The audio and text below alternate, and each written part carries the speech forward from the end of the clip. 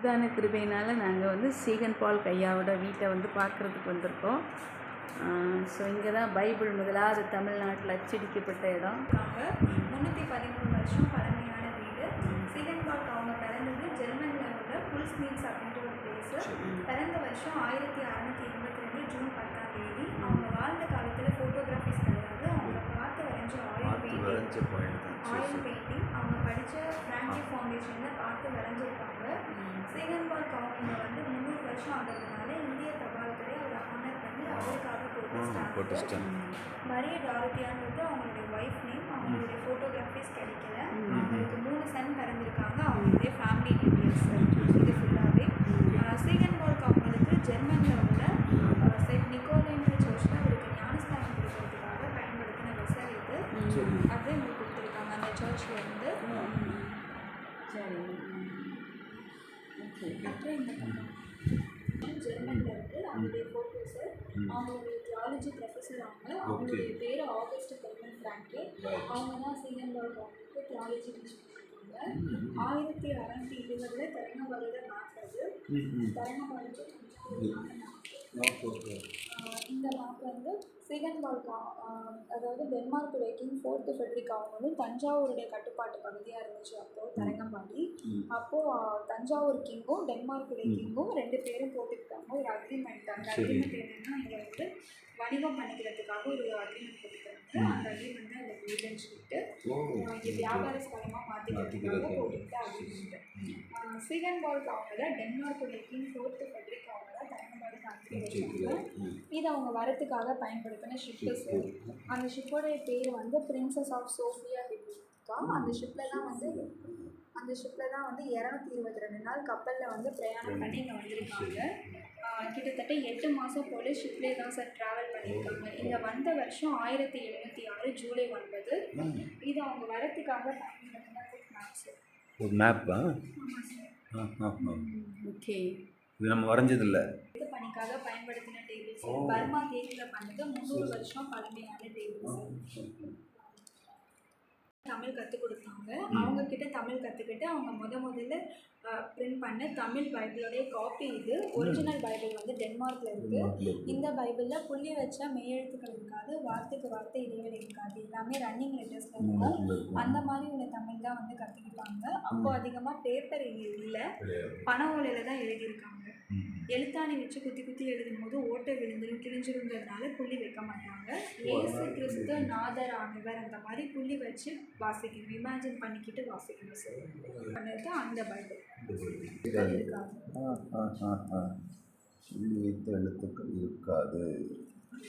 Photo 1718 கட்டியிருக்காங்க. இந்த சர்ச்சோடைய alter கிட்ட தான் சீகன் பால் அவங்களுடைய கலர் இருக்குது. இந்த சர்ச் வந்து கிங் ஸ்ட்ரீட்டில் இருக்குது. இங்கே தமிழ் கற்றுக்கிட்டு 1715 ஜெர்மன் போயிருக்காங்க.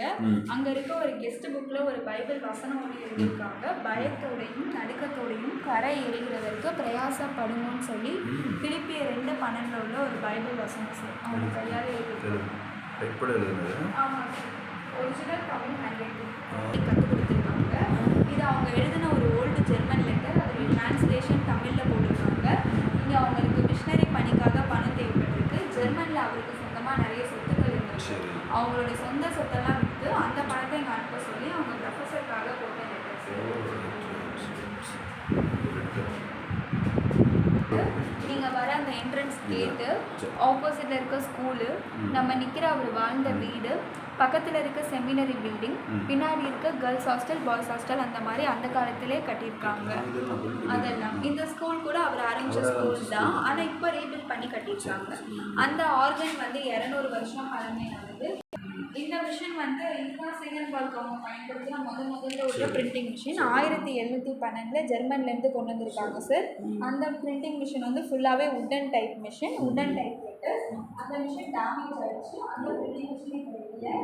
அதுக்கப்புறம் வந்து இந்த பிரிண்டிங் மிஷின் சார். இது வந்து அதே பிரிண்டிங் மிஷின் இல்லை சார். இல்லை, இது 1800 வந்தது.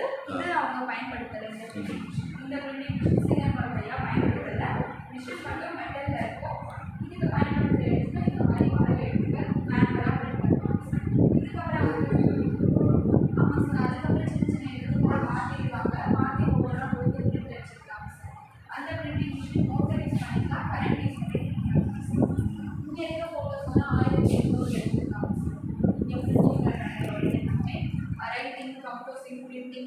அந்த மாதிரி அந்த நாட்களில் நடத்தவங்களுக்கு.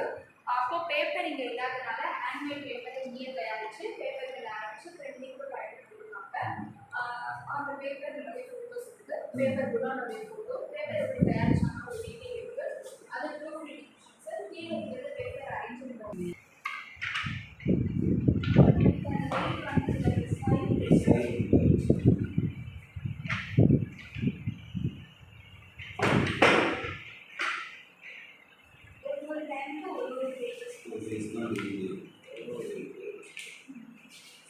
சரி, நீங்கள் அவங்கக்கிட்ட வாங்குங்க. டேடி அதை வாங்குங்க அவங்கக்கிட்ட.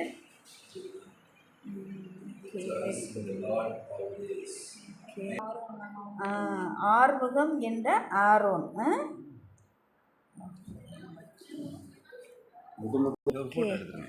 இதுதான் சீகன் பால் வாழ்ந்த இடம். தரங்கம்பாடியில் இருக்குது. இங்கே தான் அந்த காலத்திலே வந்து இருந்து அவர் பைபிள் டிரான்ஸ்லேஷன் பண்ணியிருக்காரு நமக்கு தமிழில். இப்போவும் அந்த இடத்த டேடி பாருங்கள், இப்போவும் அந்த இடத்த வந்து அப்படியே வச்சுருக்காங்க நம்மளுடைய பார்க்குறதுக்காக. எவ்வளவோ மிஷினரிகள் நமக்காக கஷ்டப்பட்டனால தான் அன்றைக்கி தமிழ் பைபிள் நம்ம கையில் வந்து இருக்குது. நம்ம தாய்மொழியில் நாம் அதை கற்றுக்குறோம். அங்கே இருக்கு இது பின்பக்கம் வர மாதிரி இங்கே இருந்து.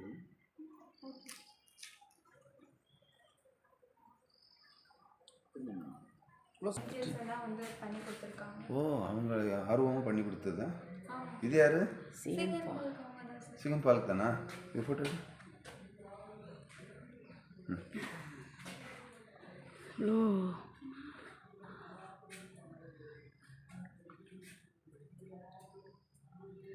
இங்கே 24 hours ப்ரேயர் நடக்குமாம்மா? அப்படி இல்லை மேம், இப்போ விசிட்டராக வந்தாங்க, அவங்க ப்ரேயர் பண்ணிட்டு இருக்காங்க. இயேசுவின் நாமத்தினாலே எங்களுக்குள்ளாக ஆண்டு அப்படிப்பட்ட ஒரு சாதனை நாங்களும் ஆண்டு ஏதாவது ஒரு காரியத்தை நாங்கள் சாதிப்பது இந்த வேலையில எங்களுக்கு அந்த ஒரு பாரத்தை கொடுத்துருக்கீங்கப்பா. அதில் நாங்கள் உயிரோடு இருக்கிற நாட்களாக ஏதாவது கிறிஸ்துவுக்காக ஒரு காரியத்தை சாதிக்கிறவர்களாக எங்களை மாற்றிக்கலாதப்பா. ஏதோ வாங்கணும் ஏதோ போனது இல்லாம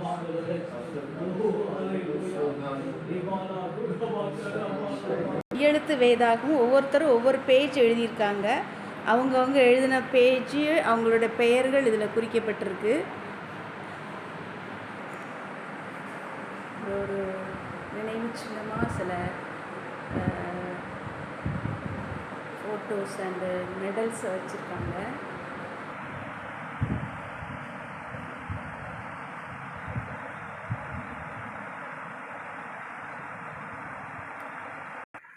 ஸ்தோத்திரம் ஸ்தோத்திரம். ரிங்கல் டோபேயோட ஃபோட்டோ. எங்களோட சொந்த ஊர் மயிலாடி. இந்த மிஷினரி ரிங்கல் டோபே தான் எங்கள் ஊருக்கு வந்து அவர் கிறிஸ்தவத்தை பரப்பி ஆண்டோடைய ஊழியத்தை செய்தவர். இல்லைங்க அப்படி இதான் அந்த சீகன் பால் ஐயாவுடைய அந்த ப்ரேயர். இது யார் யாரெல்லாம் எந்தெந்த இடங்கள்ல இருந்து வர்றாங்களோ அவங்க இந்த இடத்துல வந்து ப்ரேயர் நடத்தலாம். எப்பவும் ஜனங்கள் வந்து ஆத்ம பாரத்தோடு அந்த மிஷினரிக்குள்ளே இருந்த பாரம் நமக்கு வேணும் அப்படின்னு சொல்லி ப்ரேயர் பண்ணிட்டு போகிறாங்க.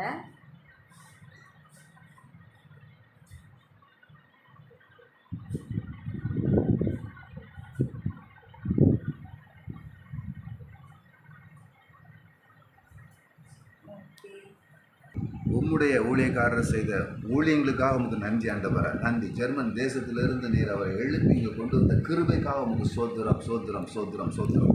எத்தனையோ நாட்கள் ஆண்டவர், எத்தனையோ மாதங்கள் கர்த்தாவே பிரயாணம் பண்ணி வந்து எங்களுக்கு இந்த வேதாகமத்தை கொடுக்க கர்த்தர் ஏற்படுத்தினபடியாக நமக்கு நன்றி அப்பா. நன்றி. அந்த மிஷினரி நாங்கள் நினைவு கூறுகிறோம். அந்த மிஷினுடைய பிள்ளைகளை எல்லாம் நாங்கள் நினைவு